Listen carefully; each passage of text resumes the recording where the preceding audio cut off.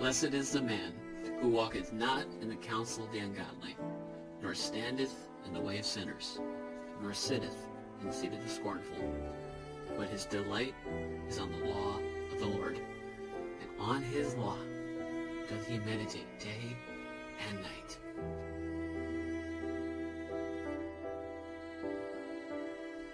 And he shall be like a tree planted by the rivers of water, that bringeth forth his fruit in his season. His leaf also shall not wither, and whatsoever he doeth shall prosper. Welcome to the Bread of the Word podcast, a podcast striving to feast on God's Word and let the Bible speak to us all. Let us, as a former generation said, go ad fontes, to the fountain, and be nourished and sustained by all that God is. Let's dig in together.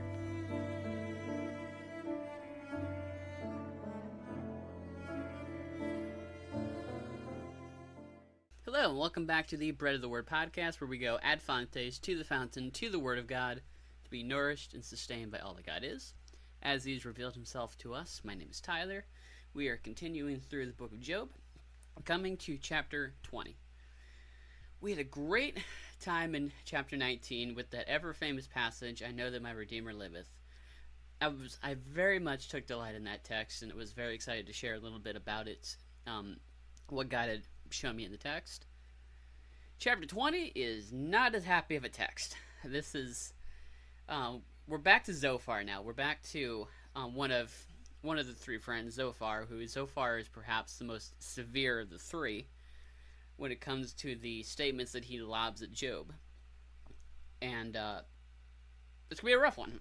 I'm be honest. This is not a wedding text. It's harsh. This is more of a the wicked shall be consumed kind of text. And let's see what God has to say. And so, beginning in verse 1 and reading through to verse 22. Then answered Zophar, the Naamite, and said, Therefore do my thoughts cause me to answer, and for this I make haste. I have heard the check of my reproach, and the spirit of my understanding causeth me to answer. Knowest that thou not this of old, since man was placed upon the earth, that the triumphing of the wicked is short, and the joy of the hypocrite but for a moment? Though his excellency mount up to the heavens, and his head reacheth unto the clouds, yet he shall perish forever like his own dung. They which have seen him shall say, Where is he? He shall fly away as a dream, and shall not be found. Yea, he shall be chased away as a vision of the night. The eye also which saw him shall see him no more, neither shall his place any more behold him. His children shall seek to please the poor, and his hands shall restore their goods. His bones are full of the sin of his youth, which shall lie down with him in the dust. Though wickedness be sweet in his mouth, though he hide it under his tongue. Though he spare it and forsake it not, but keep it still within his mouth. Yet his meat is in his bowels, is turned. It is the gall of asps within him. He hath swallowed down riches, and he shall vomit them up again. God shall cast them out of his belly. He shall suck the poison of asps, the viper's tongue shall slay him. He shall not see the rivers, the floods, the brooks of honey and butter. That which he labored for shall he restore, and shall not swallow it down. According to his substance shall the restitution be, and he shall not rejoice therein. Because he hath oppressed, and hath forsaken the poor, because he hath violently taken away an house which he builded not. Surely he shall not feel quietness in his belly, he shall not save of that which he desired. There shall none of his meat be left, therefore shall no man look for his goods. In the fullness of his sufficiency he shall be in straits. Every hand of the wicked shall come upon him. There's no rainbows and unicorns in this text. It's harsh, and this is not anything new. This is not something we're seeing and encountering for the first time in Job. This is something that we've hit on before, and we're going to hit on again. And we're probably going to hit on it again later in the book. This is something that the book really is hammering into us is the rewards of wickedness. As things normally progress, as things normally happen, the righteous are rewarded and the wicked are punished. That's the theme of Proverbs, essentially. And Job kind of gives us the non-traditional course, because Job is not suffering because he's wicked, but he suffers nonetheless. But there is a different kind of suffering. There's a different kind of act of God that takes place with wickedness, as we see from Zophar and some of the wisdom of Bildad and Eliphaz, which is biblical. It's not bad theology, it's just misapplied. And so we can take what was just said here about wickedness and we can learn from it. We can learn about God from this, knowing that it's not true about Job, but it is true in other situations and other circumstances. And so right off the bat, he says, I have heard the check of my reproach, and the spirit of my understanding causeth me to answer. That he's compelled by his sense of truthfulness to answer in this way. Knowest thou not this of old, since man was placed upon earth? I mean, you know this, that since man began, since Adam essentially, this has been found to be true. What?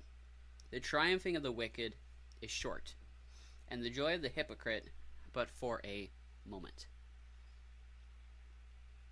Though his excellency mount up to the heavens, and his head reach into the clouds, yet he shall perish forever like his own dung.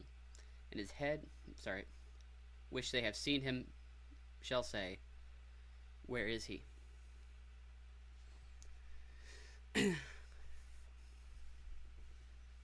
The fruit of unrighteousness. That is the subject of this section. The fruit of unrighteousness. What does unrighteousness bring? If we consider Matthew 5 for a moment, we have that ever famous passage that we call the Beatitudes, which is essentially their be-attitudes. They're attitudes that we are to be, because these are the things that God blesses. These are the kinds of people that God blesses, is people in whom these things are found. And so Matthew 5, picking up in verse 3, Blessed are the poor in spirit, for theirs is the kingdom of heaven. Blessed are they that mourn, for they shall be comforted. Blessed are the meek, for they shall inherit the earth. Blessed are they which do hunger and thirst after righteousness, for they shall be filled. Blessed are the pure in heart, for they shall see God. Blessed are the peacemakers, for they shall be called the children of God.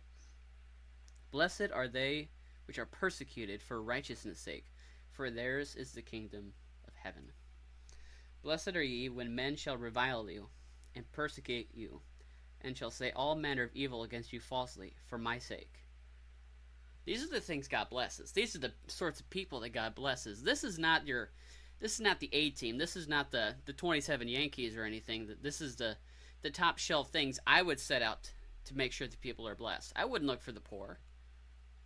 That doesn't make sense. That's not how we think. But it's how God thinks. Blessed are the poor in spirit. Blessed are they that mourn. Blessed are those who hunger for righteousness. Essentially, blessed are those who know what they do not have. Blessed are those who recognize they have something missing. Blessed are those who are spiritually bankrupt, who have come to the end of their rope and know that what they need ultimately comes from God. These are the people that God blesses. And he blesses them, how? Through Christ, through the giving of his Son. God so loved the world that he gave his only begotten Son, that whosoever believeth in him should not perish, but have everlasting life. That is where all of these things are found, is in the Father giving us the Son. And the life that we now have by the power of the Spirit enables us to walk in these blessings, to obtain these blessings. Because these blessings are granted to us when we know what we do not have. In a sense, it is the Declaration of Dependence. We just had July 4th, American Independence Day. Here's the Declaration of Dependence. That blessed are the empty. Blessed are the poor in spirit. Blessed are they that mourn. Blessed are those who hunger and thirst for righteousness, for they shall be filled. And none of those things, in that list, none of those things are found in the people that Zophar describes in Job 20. Okay, we don't have people that are poor in spirit. We don't have people that are mourning. We don't have people that are hungering and thirsting for righteousness. We don't have people that are persecuted for the sake of righteousness. None of this is here. As far as the standard of the Beatitudes goes, the people Zophar describes are not blessed by God. Using the Beatitudes as a starting point there, they are polar opposites. And the triumphing of the wicked, he says, is short. And the joy of the hypocrite is but for a moment. Though his excellency mount up to the heavens, and his head reach unto the clouds, yet he shall perish forever like his own dung.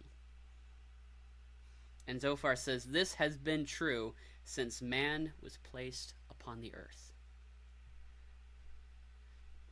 Going back to Adam, going back to the garden, going back to the flood. We've seen a lot of flood allusions in Job.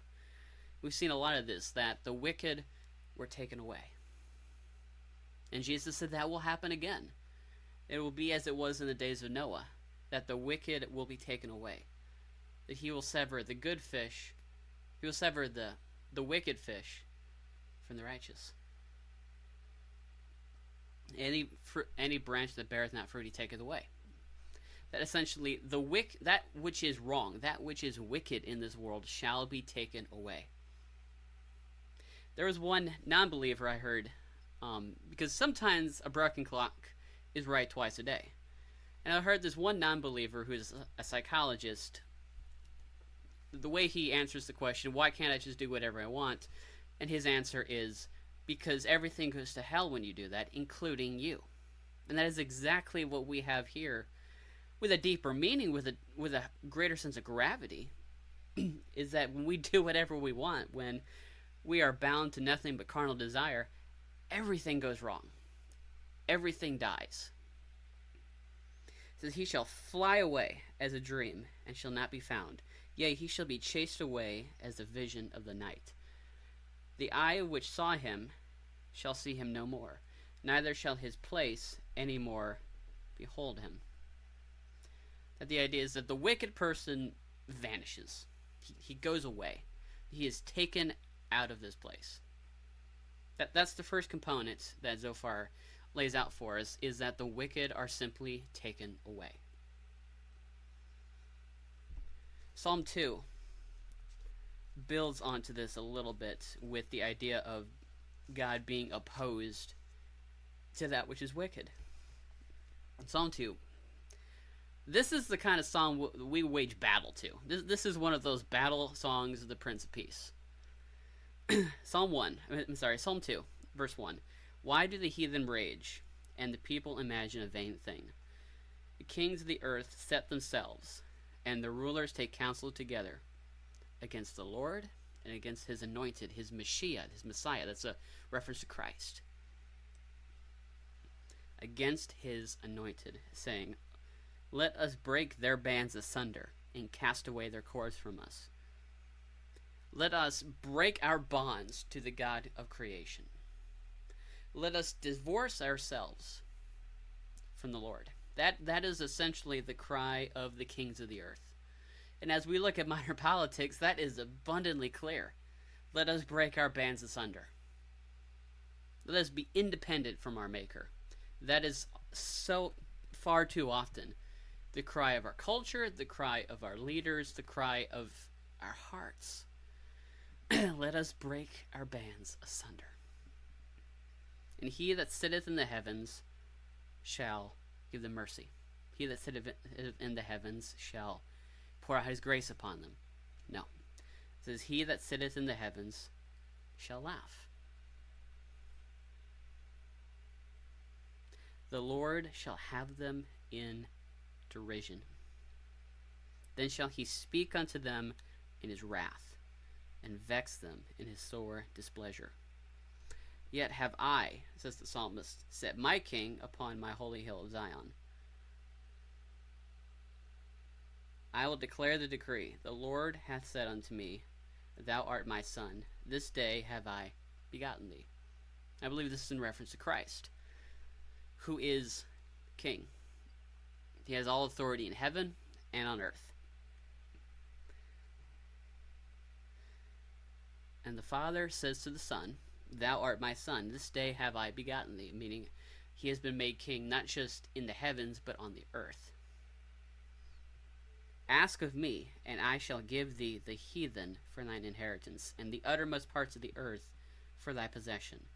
Thou shalt break them with a rod of iron, thou shalt dash them in pieces like a potter's vessel. That's Christ. That's the meek and lowly shepherd we read about in the Gospels. Same person. Same figure. That he is a shepherd who guides, but also he is a shepherd who defends. Be wise now, therefore, O ye kings. Be instructed, ye judges of the earth. Serve the Lord with fear, and rejoice with trembling. Kiss the Son, lest he be angry, and ye perish from the way, when his wrath is kindled but a little. Blessed are all they that put their trust in him. So when the wicked set themselves in opposition to the things of God, God laughs. And ultimately God will be vindicated on the earth. Ultimately God will be victorious over those who would set themselves against him, who would take counsel together amongst themselves in the rebellion against God. One of the fruits of unrighteousness is removal. That he shall fly away as a dream, and shall not be found. He shall be chased away as a vision of the night. Verse 10, his children shall seek to please the poor, and his hands shall restore their goods. His bones are full of the sin of his youth, which shall lie down with him in the dust. Though wickedness be sweet in his mouth, though he hide it under his tongue, though he spare it and forsake it not, but keep it still within his mouth, yet his meat in his bowels is turned. It is the gall of asps, that is vipers, snakes, poisonous snakes, or venomous snakes, venomous snakes within him. He hath swallowed down riches, and he shall vomit them up again. God shall cast them out of his belly. In strong language. Just as we see the whale in Jonah, or the big fish, or whatever term you want to use, it says it vomited Jonah onto dry land. This is not a word that gets used very often. God's not mincing words here when he says vomit them. This is intentional. This is actually kind of violent. It's not consensual. And the picture being that God shall take. That God shall take your stuff. God shall plunder you. Just as we've seen Job allude to with God as the overpowerer, as El Shaddai, the overpowerer, or with the idea of God as an avenger, or one who has overtaken me.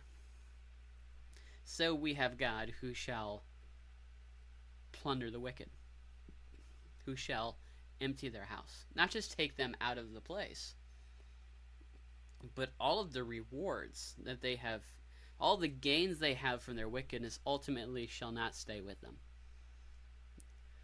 That their house shall become desolate.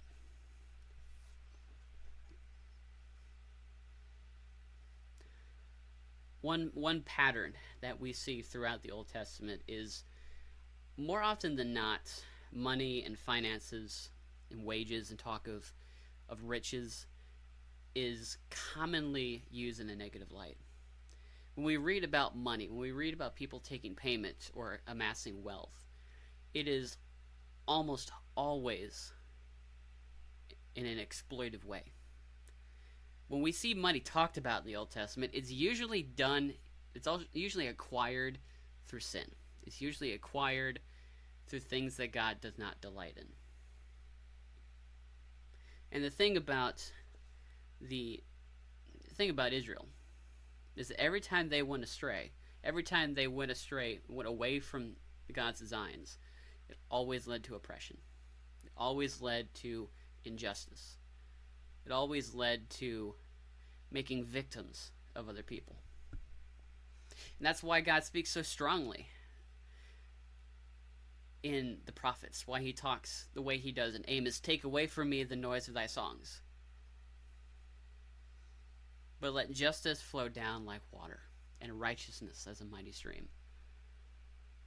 Because every time Israel worships idols, it always brings tyranny, it always brings oppression, it always comes down hard on other people. That people become collateral in their sin. And God is just. God will be vindicated. And just as we're told that God lives in a high and lofty place, we're also told that he lives with the meek, the lowly, and the contrite. The very thing that we're told preceded Moses being called at the burning bush to go be an instrument of their liberation from Egypt, we're told that God has heard their cries, has heard the cries of the oppressed.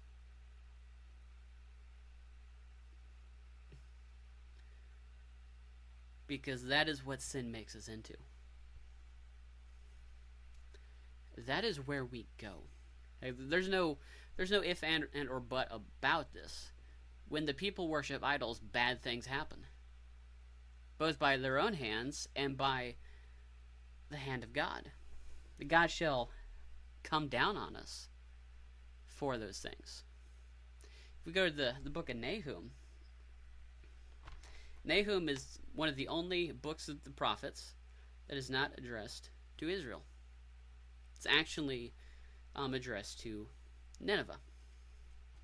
This is after Jonah. After Jonah has preached repentance and has gone wherever he went after chapter 4.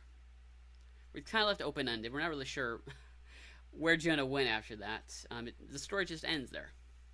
And Nahum picks up sometime after. We're not sure entirely how long after. Maybe a generation or two. Or longer or shorter. Hard to say. But Nahum preaches to Nineveh. So Nahum chapter 1, verse 1 says, "The burden of Nineveh, the book of the vision of Nahum, the Cushite." That's how the book starts, is the burden of Nineveh. That these things are a burden upon Nineveh. The book of the vision of Nahum is Nineveh's burden. Keep that in mind. God is jealous, and the Lord revengeth. The Lord revengeth and is furious, and the Lord will take vengeance on his adversaries, and he reserveth wrath for his enemies. Usually start with like, "Dear John," or "I hope this email finds you well." It's more like, "I hope this email finds you before I do." The Lord is slow to anger and great in power, and will not at all acquit the wicked. The Lord hath his way in the whirlwind and in the storm, and the clouds are the dust of his feet. He rebuketh the sea and maketh it dry, and drieth up all the rivers. Bashan languisheth, and Carmel, and the flower of Lebanon languisheth. The mountains quake at him, and the hills melt, and the earth is burned at his presence. Yea, the world and all that dwell therein. Who can stand before his indignation, and who can abide in the fierceness of his anger? His fury is poured out like fire, and the rocks are thrown down by him. Fun. Verse 7, "The Lord is good." That does not contradict that God is jealous or that God is a revenger. But he is just. He is a revenger. He is a jealous God because he is also good. That God is a God of wrath. He is a God of great violence against evil because he is good. And a stronghold in the day of trouble. And he knoweth them that trust in him. But with an overrunning flood he will make an utter end of the place thereof, and darkness shall pursue his enemies.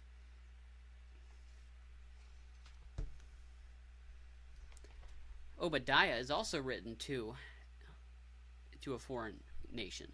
And they dwelled up in the mountains in the clefts of the rocks. And God said, I will bring you down. I will bring you down though you dwell in the clefts of the rocks. I will make your safe places unsafe, so to speak. God is just. God is capable of great violence upon his enemies, upon that which is wicked and evil.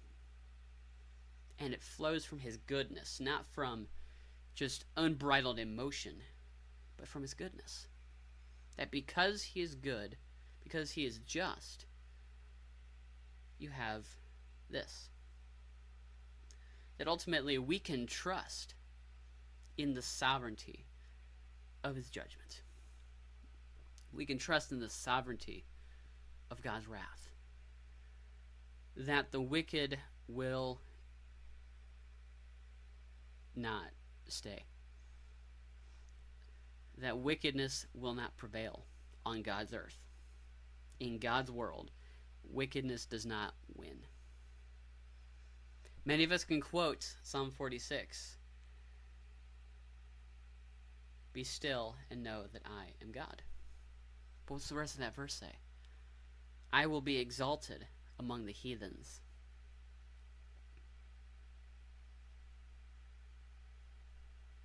That even the heathen nations, even the Gentiles shall know that he is God.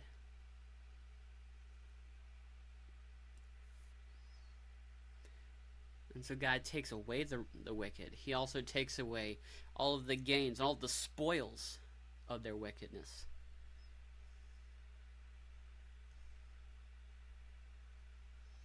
Verse 18.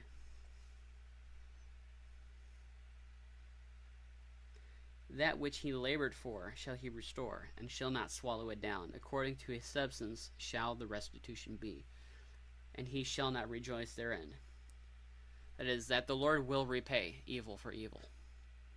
Because he hath oppressed and hath forsaken the poor, he hath violently taken away a house which he builded not. Surely he shall not feel quietness in his belly. He shall not save of that which he desired.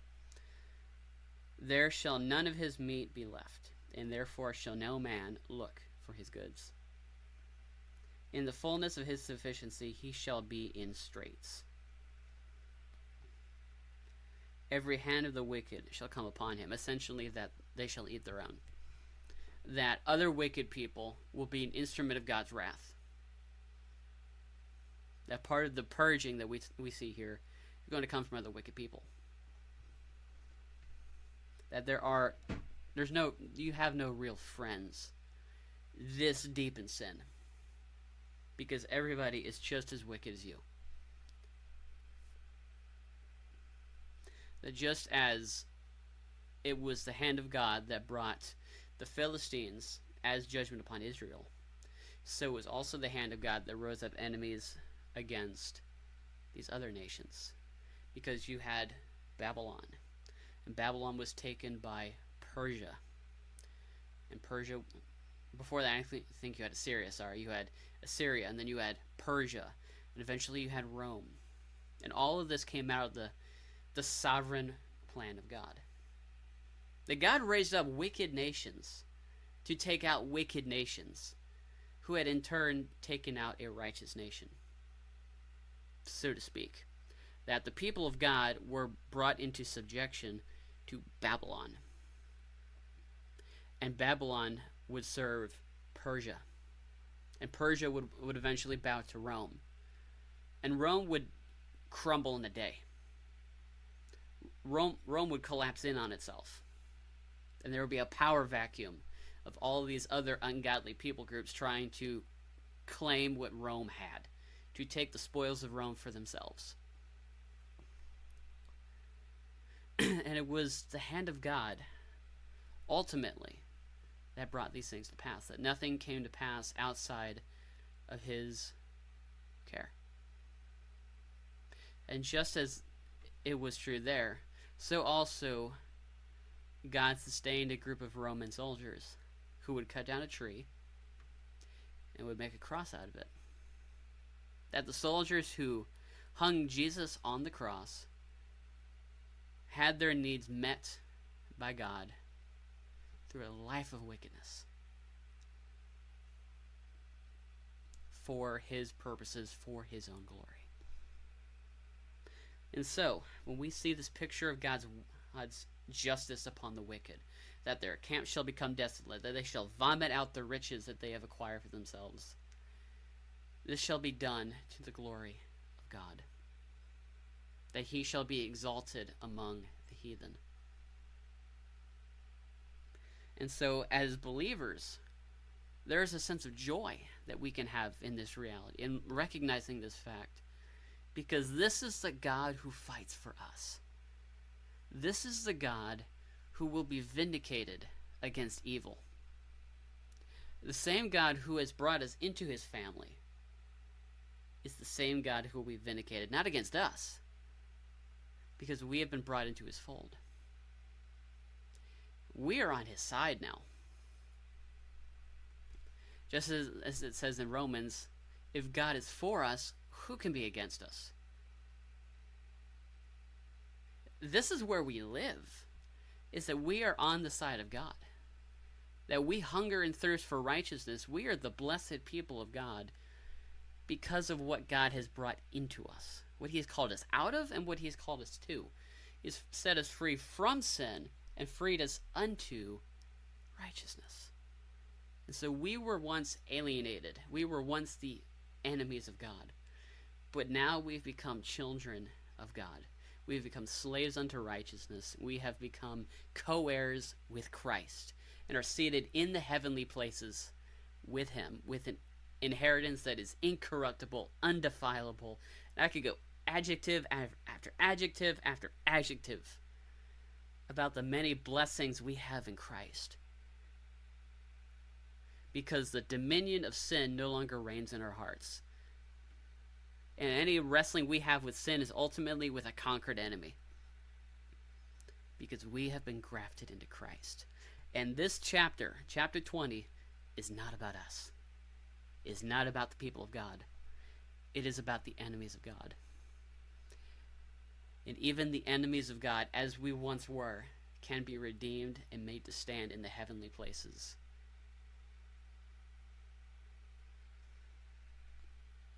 And ponder that reality. The distance that God traveled to bring you into his family. When he very easily could have wiped you out. That's grace. That is the grace of God. That we were hostile in mind and engaged in evil deeds. That we were hostile to God. And yet God made us to love him. He gave us a new heart. He's renewing our minds. He's inclining us to that which he delights in. Because by nature we don't delight in what delights God.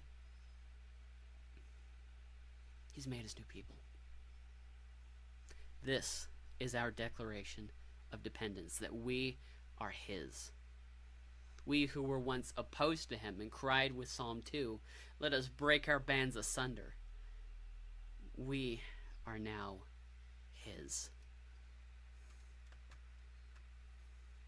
Thank you for listening. This has been the Bread of the Word podcast. Bread of the Word is a podcast ministry striving to feed people the wonderful words of God, book by book, chapter by chapter, and verse by verse, striving to let the Word speak for itself. This ministry is also a member of the Truth and Love Network, a diverse fellowship of fellow podcasts of different theological backgrounds, united in the gospel of God. For more from the Bread of the Word podcast or the Truth and Love Network, check out the links below and follow us on social media. Until next time, God bless. Matthew 4:4.